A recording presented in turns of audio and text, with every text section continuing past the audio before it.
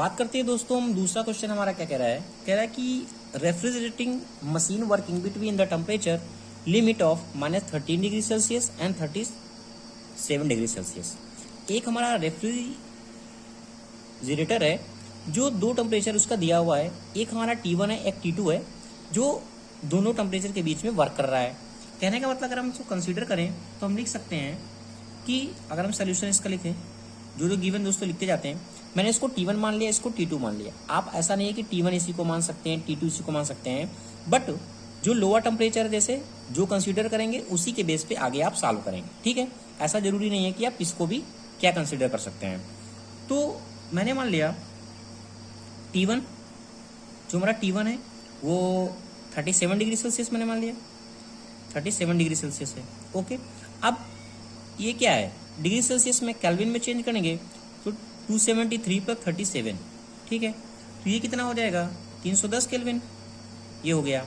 और हमारा जो T2 है उसको मैंने मान लिया -13 डिग्री सेल्सियस, तो इसको जब कन्वर्ट करेंगे डिग्री केल्विन में तो -13 और ये कितना हो जाएगा 260, ओके 60 केल्विन। अब क्या करा है कि एंड हैज 90% रिलेटिव COP, जो कॉफिशिएंट ऑफ परफॉर्मेंस है रिलेटिव वो कितना है 90% है, यानी जो COP दिया हुआ है वो कितना दिया हुआ है 90% दिया हुआ है, 90% दिया है, यानी कहने का मतलब 0.90, ठीक है COP। कह रहा है फिर इट कंज्यूम 4.8 किलोवाट पावर, जो इसका पावर है P = दिया हुआ है 4.8 किलोवाट। ओके, यहाँ तक क्वेश्चन समझ में आ गया होगा। फिर कह रहा है कि डिटरमाइन द TR मतलब टन ऑफ रेफ्रिजरेटर हमें फाइंड करना है, टन ऑफ रेफ्रिजरेशन कैपेसिटी कितनी होगी। फिर सेकंड में पूछ रहा है कि for the sub same temperature पे, जितनी कैपेसिटी पे इसी पे कैपेसिटी पे how much power will be the consume. फिर पूछ रहा है कि कितनी पावर कंज्यूम होगी बाय कार्नोट रेफ्रिजरेटर पे। सेकंड हमारा है, यहाँ का हमारा फर्स्ट क्वेश्चन हो गया, ये सेकंड पूछ रहा है। थर्ड क्या करा है कि also for the same power consumption, जो पावर हमारी कंजम्पशन निकलेगी उसी पे, क्वेश्चन को ध्यान से पढ़िएगा, determine the TR capacity of Carnot refrigerator operating between the same temperature limit. उसी टेम्परेचर पे फिर हमें क्या करना है कैपेसिटी को फाइंड करना है। ठीक है, तो आओ देखो दोस्तों कैसे सॉल्व कैसे करेंगे। पहले हमारा T1 भी गिवन है, T2 भी गिवन है, यहाँ से हम क्या कर सकते हैं एक्चुअल हमारा जो थ्योरेटिकल कैपेसिटी है वो हम फाइंड कर सकते हैं। तो हम COP थ्योरेटिकल को हमने यहाँ से फाइंड कर लिया। T2 lower temperature refrigeration effect अपन दोनों का डिफरेंट T1 - T2।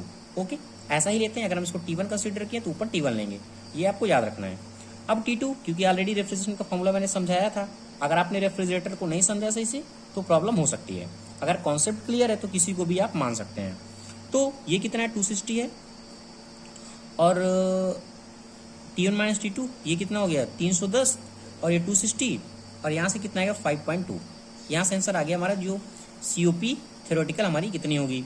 अब एक चीज़ और कह रहा था कि जो 90% रिलेटिव COP है, ये कहने का मतलब क्या कह रहा है कि जो COP हमारी है एक्चुअल की वो क्या है 0.90 COP या थ्योरेटिकल है, ये मतलब है उसका। ठीक है, अब देखो थ्योरेटिकल का हमें पता हो गया है तो एक्चुअल भी हम निकाल सकते हैं, कितना 0.90 × 0.52।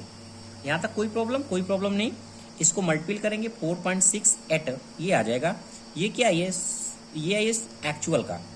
ठीक है, अब हमें फर्स्ट क्वेश्चन में क्या चाहिए था, determine the TR capacity, ton of refrigeration capacity चाहिए हमारी। तो COP क्या होती है एक्चुअल की, COP का फॉर्मूला क्या होता है रेफ्रिजरेशन इफेक्ट, क्या होता है रेफ्रिजरेशन इफेक्ट हमारा कितना है, और हमारा पावर कितनी कंज्यूम हुई, पावर यानी उसका वर्गडन का। ठीक है, तो हमें ये भी पता है और ये भी पता है पावर, क्योंकि पावर ऑलरेडी हमारा दिखी ना 4.8। हमें चाहिए क्या रेफ्रिजरेशन इफेक्ट चाहिए, तो हमें क्या चाहिए, क्या रेफ्रिजरेटिंग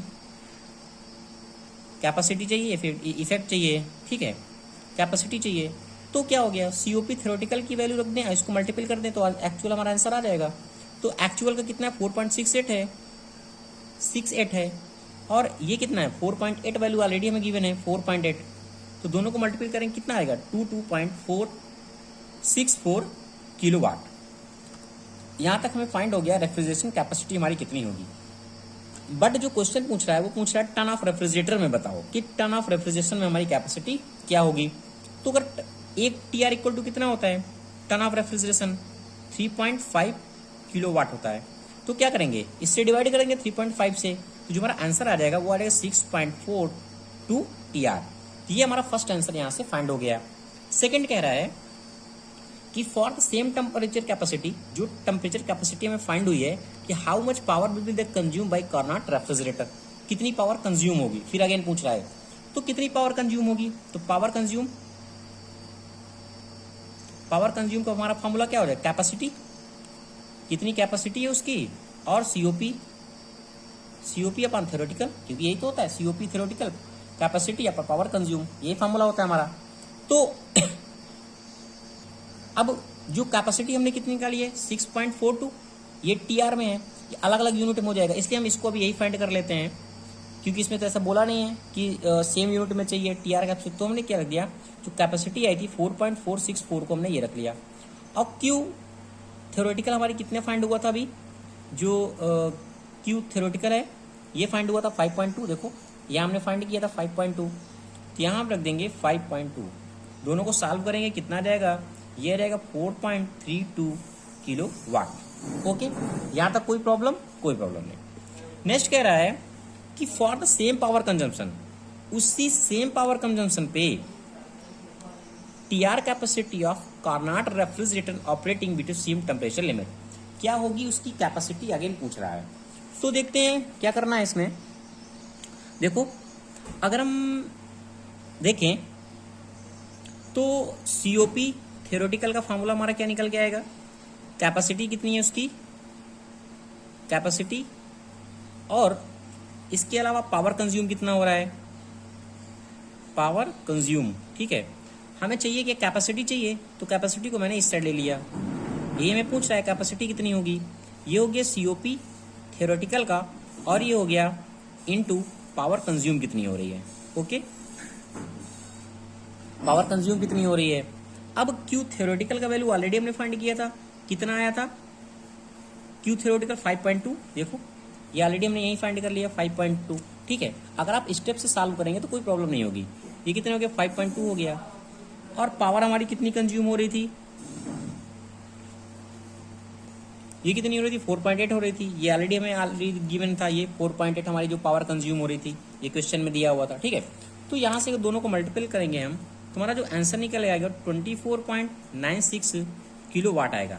हमें चाहिए किसमें, टन ऑफ रेफ्रिजरेशन में हमारा पूछा था क्वेश्चन में, तो एक टीआर इक्वल टू मैंने बताया जैसे कितना होता है 3.5 किलो वाट होगा, तो इससे क्या करेंगे, डिवाइड कर देंगे, तो ये हमारा 7.13 टीआर हमारा दोस्तों फाइनल आंसर हो जाएगा। आशा करता हूं दोस्तों आपको जो न्यूमेरिकल मैं बता रहा हूं वो आपको समझ में आ रहा होगा। अगर एग्जाम में आता है ऐसा तो आप इजिली कर सकते हैं। बात करते हैं हम नेक्स्ट में थर्ड न्यूमेरिकल को।